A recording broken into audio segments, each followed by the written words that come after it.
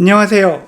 오늘은 노규식의 슬기로운 부모 생활에서 새롭게 시작하는 코너입니다. 이름하여 다시 책 읽기라는 코너입니다.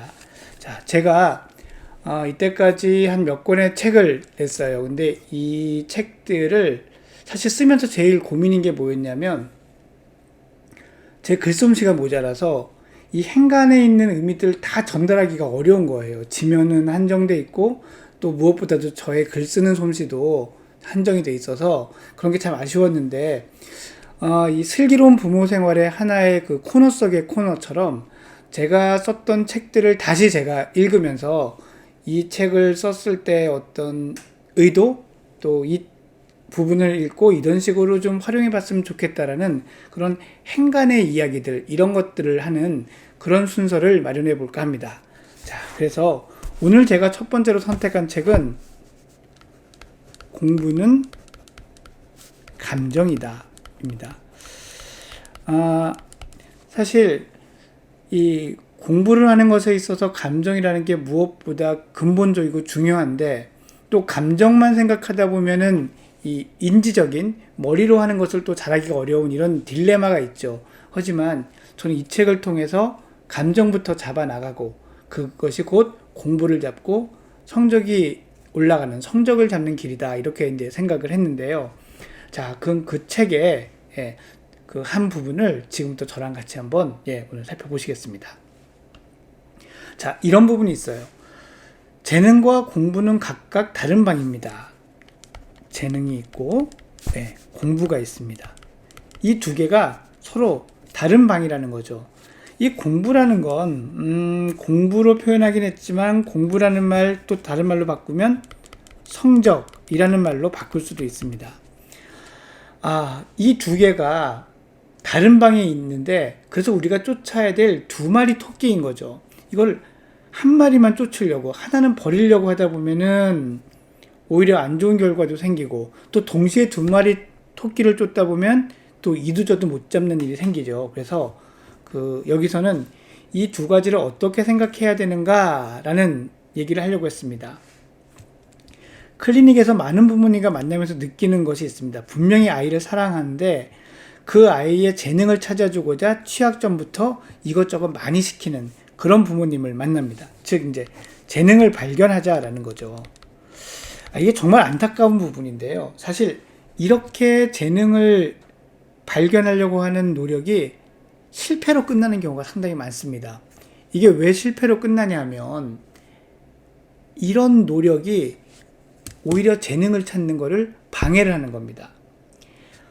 재능이라는 걸 찾으려면 끊임없이 뭔가를 배우고 경험해야 되는 게 아니라 일종의 휴식기, 이거를 이제 뭐 잠복기라고도 하고 또 이제 영어로는 인큐베이션이라고도 하죠. 배양되는, 이게 부풀어 오르는 시기가 필요하거든요.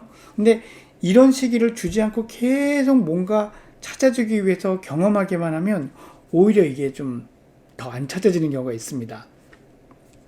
자, 그렇기 때문에 아이들이 어느 분야에서도 마음을 잡지 못하는 그런 일이 이제 생기게 되죠.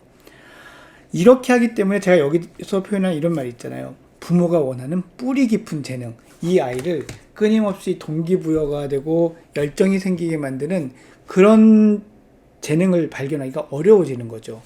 그래서 한 10살쯤 되면 부모님이 포기를 하십니다. 그리고 너는 재능이 없으니 공부를 열심히 하자라는 쪽으로 방향을 선회를 하시죠. 그래서 재능이 없으니, 재능이 아니니 공부라는 말을 합니다. 사실 이 둘은 대체 가능한 카테고리가 아닙니다. 재능은 재능대로, 공부는 공부대로 가져가야 각각이 빛을 발하는 거거든요. 그런데 재능이 없으니 공부해야지 라는 생각을, 재능이 없으니 공부시켜야지 라는 이런 생각을 하게 되면서부터 아이들은 공부를 흥미나 성취보다는 이 해야 하는 의무 이런 것으로 받아들이게 되는 그런 시작점이 됩니다. 반대의 경우도 있어요. 뭐냐면 어차피 공부해봐야 소용없다. 이제 무용한 것이 되는 거죠. 그러니 재능을 찾아라 라고 재능 쪽으로 아이들을 이제 막 인도를 합니다. 그래서 재능을 찾고 그 재능에서 뭔가 이루어내길 바라는데, 제가 영재발굴단을 봐도 느끼는 게 뭐냐면, 이렇게 재능을 찾으면요, 부모님이 재능을 통해서 이 아이가 즐겁기를 바라는 게 아니라, 즐거움이 아니라 성공을 바랍니다. 성공. 이걸 통해서 1등을 해야 되고 최고가 돼야 되고, 그래서 결국 흔히 얘기하는 밥벌이, 뭐 좀 다른 말로 표현하면 경제적 여유, 이런 것들을 원하는 거죠. 이 두 가지 다 공통점이 뭐냐면요, 결과, 아웃풋만을 바라보고 있는 겁니다.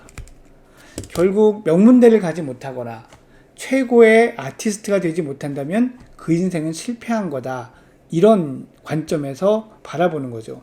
이렇게 되면 어느 쪽이든 아이들은 버거워지고 부담스러워지는 거거든요.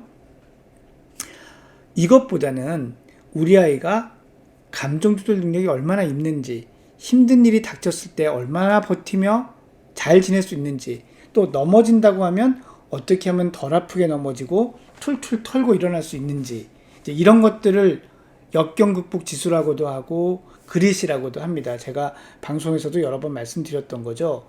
또 나아가 아이가 세상과 이것을 어떻게 주고받을 수 있는지, 이런 것들을 살펴보는 게, 즉 이런 과정에 관심을 가지는 게 어쩌면 아이의 재능을 키우는데도, 성적을 유지하는데도 중요한 부분이라고 할 수 있죠. 제가 쓴 책이지만 참 마음에 드는 표현이 있는데요. 자, 저는 이거를 텃밭 가꾸기라고 생각합니다. 텃밭. 이 밭을 잘 가꾸어야, 텃밭을 잘 가꾸어야, 여기서 좋은 농작물들이, 좋은 과실들이 열릴 수 있는 거겠죠. 이 좋은 과실이란 건 다름 아닌 스스로 자기 주도적인 이런 농사를 하는 겁니다. 저는 참 이런 개념을 좋아하는데요. 이런 좋은 텃밭에서 아이가 키우고 싶은 재능이라는 씨앗, 이것을 발견하고 키울 수 있는 이런 아이로 만들어주는 것, 이게 아이의 감정도 잡고 공부도 잡고 재능도 키우는 이런 일이라고 할 수 있습니다. 공부와 감정이다의 첫 번째 본문은 이렇게 부모님이 아이의 재능을 키우고 성적을 올리는 것, 이것이 결코 두 개가 아니고 한 가지이다 라는 그런 이야기로 시작을 하고 있습니다. 오늘은 여기까지 같이 읽어봤고요. 또 다음 시간에 계속 이어서 그 다음 이야기 해보도록 하겠습니다. 여러분 안녕히 계세요.